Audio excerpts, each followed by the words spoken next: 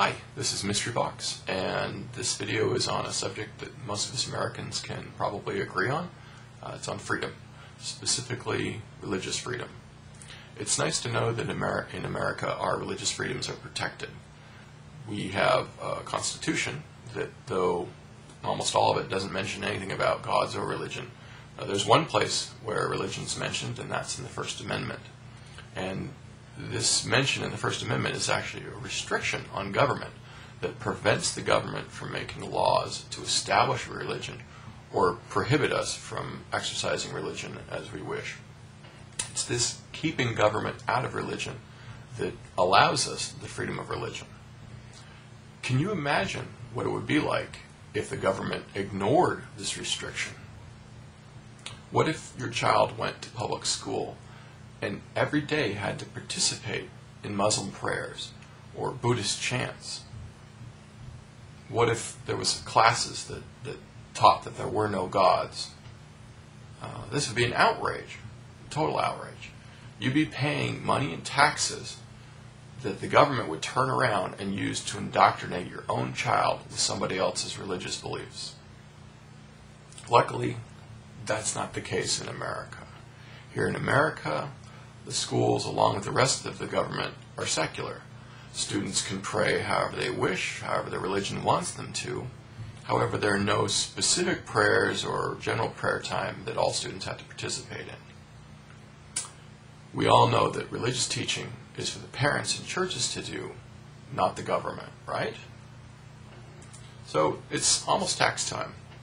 Can you imagine that if your tax forms had little Hindu religious messages mixed in with them? Well, what if all your forms had a little message on them about how we trust that the gods approve of this form? That would be an outrage too, wouldn't it? Why would the government take a religious position on there being multiple gods on a tax form? You have to use those forms and you have to sign them. I mean, you probably don't believe that there are multiple gods, so you probably have to write your congressman and ask him to have such religious statements removed, because the government isn't supposed to be taking such positions anyway, according to the Constitution. Imagine your country had a great unifying motto, E pluribus unum, which is Latin for from many, one. But suppose in the 1950s there were some religious extremists causing fear, and so Congress changed the motto, and they made it a religious statement. Suppose the new motto was one an atheist might use that said, "We trust there are no gods." There's another outrage.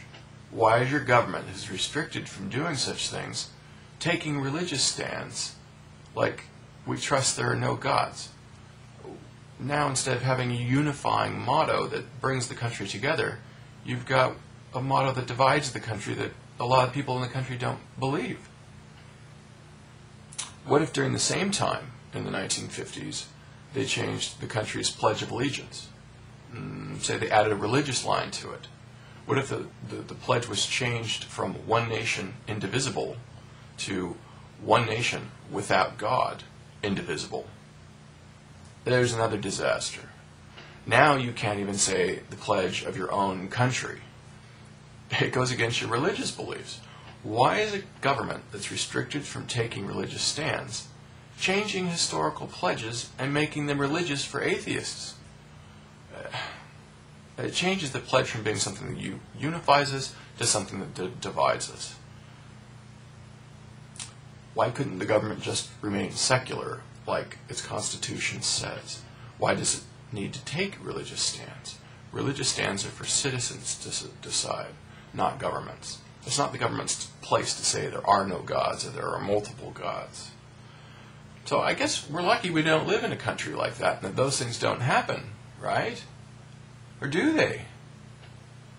The fact is, in the 1950s, the U.S. motto was changed. It was changed to the religious phrase, "In God we trust." That phrase was added to paper money about the same time, and the Pledge of Allegiance was also changed to include the phrase, "Under God," in the 50s. If you agree with my earlier points, and you wouldn't want your money, motto, and Pledge of Allegiance making religious stands about how there are no gods or how there are multiple gods, then you should also be against how things are now in this country. If you only want religious freedom for yourself, and heck with everybody else, then in my view you're more a Nazi than an American.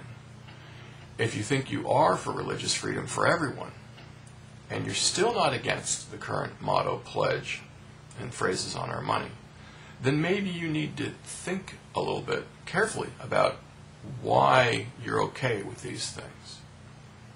Are you an American, or are you a hypocrite? Think about it.